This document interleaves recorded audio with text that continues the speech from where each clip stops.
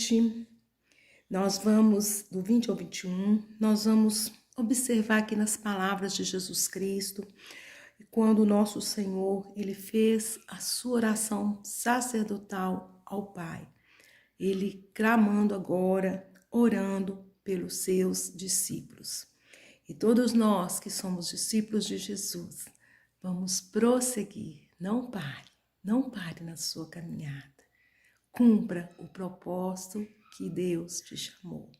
Cumpra, vamos avançar, vamos prosseguir para a glória do nome do Senhor e que cresça o reino de Deus na terra.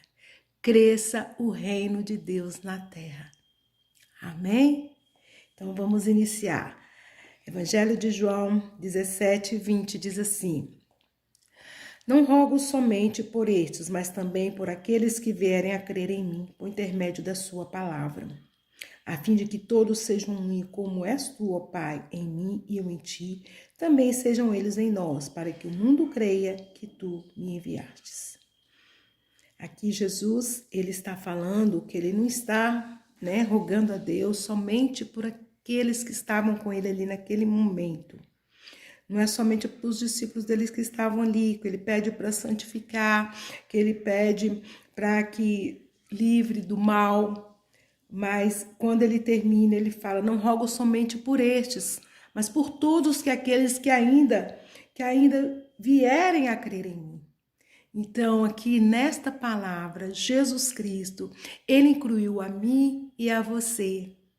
Todos aqueles que vierem a crer nele. Eu creio, você também, eu acredito que você também crê em Jesus Cristo. E se você não crê, olha, busque crer, porque Jesus Cristo, ele é o Salvador do mundo. Ele é aquele que veio, que a palavra de Deus fala em João 3,16, porque Deus amou o mundo de tal maneira que deu o seu Filho unigênito, para que todo aquele que nele crê não pereça, mas tenha a vida eterna. É Jesus Cristo, somente ele pode dar a vida eterna para todos aqueles que creem nele. E aqui, quando ele fala a fim de que todos sejam um. E como és tu, Pai, em mim e eu em ti, também sejam eles em nós, para que o mundo creia que tu me enviastes. Então aqui, amados, quando Jesus faz essa oração, assim que ele ressuscita dentre os mortos, ele ficou morto, o terceiro dia ele ressuscitou, ele deixou bem claro para os seus discípulos que ele iria subir, mas que assim que ele subisse, o Espírito Santo iria descer aqui na terra. E isso aconteceu. Jesus Cristo, ele foi assunto aos céus e ele falou que do mesmo modo que ele estava subindo, ele estaria retornando. E os anjos que estavam ali naquele momento em que os discípulos estavam ali com Jesus, ele começou a subir até os olhos dele não contemplar ele mais, porque a Bíblia fala que as nuvens vieram, Ali ele sumiu ali entre as nuvens.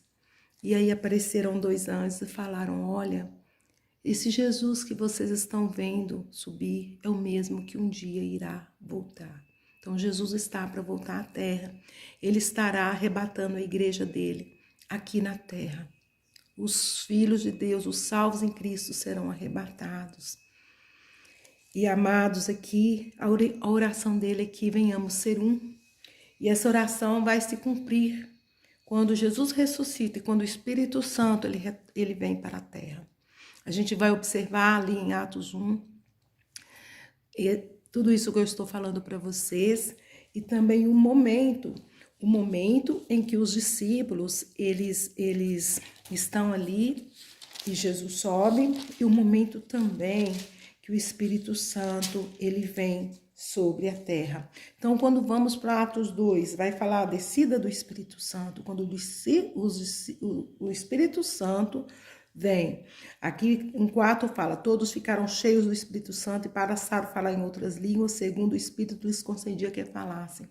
Então o Espírito Santo, logo após Jesus subir, ele veio à terra. E hoje ele está aqui entre nós. E ele mora dentro daqueles que creem em Jesus, que aceitaram Jesus como Senhor e Salvador da vida deles. O Espírito Santo está dentro deles. E aqui, amados, essa oração de Jesus se cumpre quando é formada a igreja de Jesus, né? A igreja do nosso Senhor Jesus Cristo, que é o corpo de Cristo. O Espírito Santo é o que traz a unidade do corpo aqui na terra, do corpo de Cristo aqui na terra. E aqui quando fala em Efésios, o livro de Efésios, Epístola aos Efésios, onde Paulo aqui, ele está falando aos Efésios, aqui vai falar da unidade da fé, da unidade do corpo de Cristo. Diz assim: rogo-vos, pois eu, prisioneiro no Senhor, que andeis de modo digno de vocação que fostes chamados, com toda humildade e mansidão, com longanimidade, suportando uns aos outros em amor, esforçando-vos diligentemente por preservar a unidade do Espírito no vínculo da paz. Há somente um corpo e um espírito, como também fostes chamados numa só esperança da vossa vocação.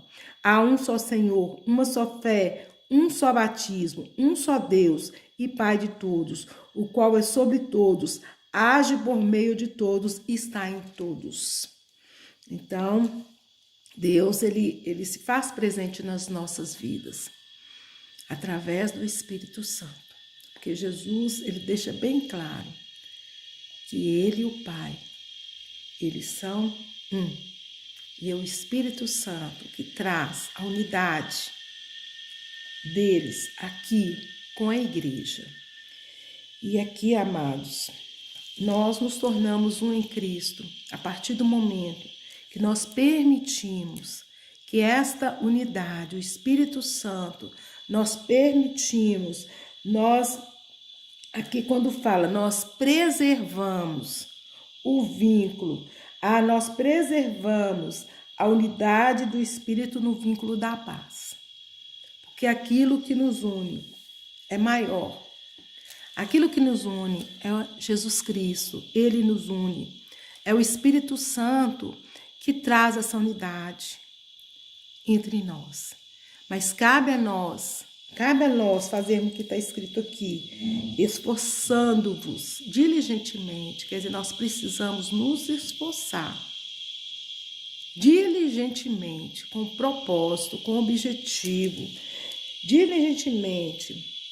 Nós precisamos, com a direção do Espírito Santo de Deus, nós precisamos preservar esta unidade. Preservar essa unidade.